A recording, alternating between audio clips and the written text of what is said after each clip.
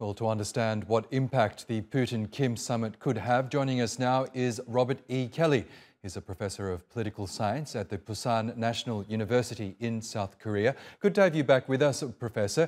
Kim Jong-un rarely travels abroad. He's made just 7 trips away from his country and twice stepping across the inter-Korean border in his 12 years in power. So what does Pyongyang stand to gain from this trip? Yeah, I think the fact that the North Korean leader is willing to leave the country tells you that this is a pretty good opportunity for the North, right? I mean, if you're an autocrat, you don't want to leave too long, right? Because you don't want connivance back at home. And I think in this case for the North Koreans, what they're looking for, what they're probably going to ask for is a technology from the Russians, particularly for their nuclear weapons program.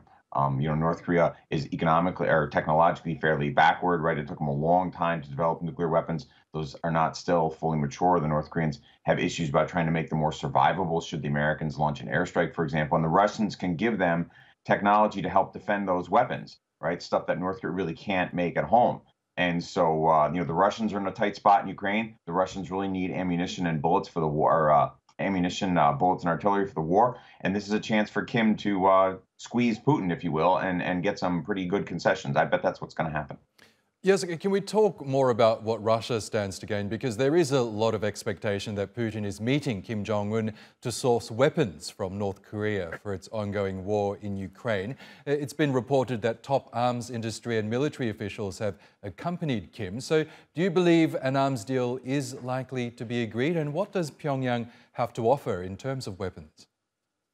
Yeah, my guess is actually there is probably a deal, right? I mean, when leaders at this level get together, it'd be pretty unlikely that things would sort of break apart, right? It would be pretty rare if they sort of walked away without something being signed because a lot of the work has already been done sort of at lower levels in the foreign ministry and things like that. Again, Kim's leaving the country, which, I mean, in North Korea, that means something big is happening. What the North Koreans really have to offer is that the North Korean military, right, is based around the old Soviet military, and all of their hardware is based on Soviet models. And so, of course, is the Russian defense industrial base that's sort of basically post-Soviet.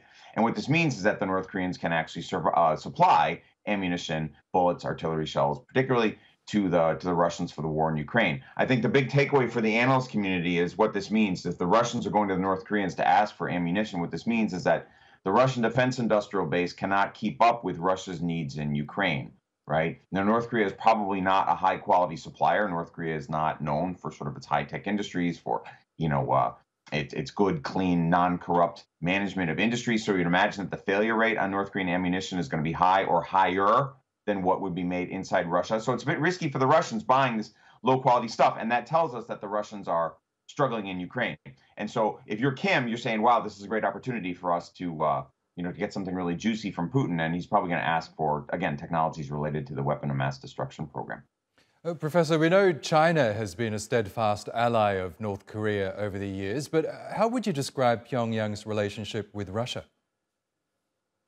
Yeah, it's kind of a mixed bag, right? I think this actually, again, this meeting really kind of illustrates that Putin is in a jam, right? Putin would actually like to have a good relationship with South Korea because South Korea is much wealthier. He'd like to export to South Korea and vice versa. And the South Koreans have kind of been hedging on the war in Ukraine a little bit because they want to keep that relationship, right? I mean, being stuck with North Korea as an ally is not great, right? North Korea's economy is 4% of the size of South Korea's, right? So if Putin is going to the North Koreans instead of the South, that tells you that Putin's in a tight spot.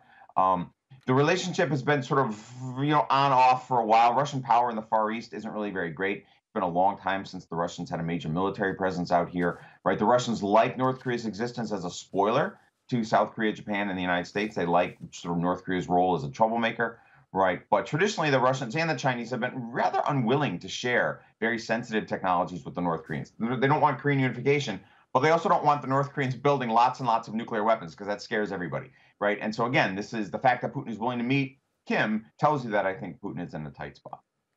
Yes, all the while we'll be waiting to see what emerges from the summit between the two leaders. Robert E. Kelly, a pleasure to have you on the program as always. Thank you. Thank you for having me.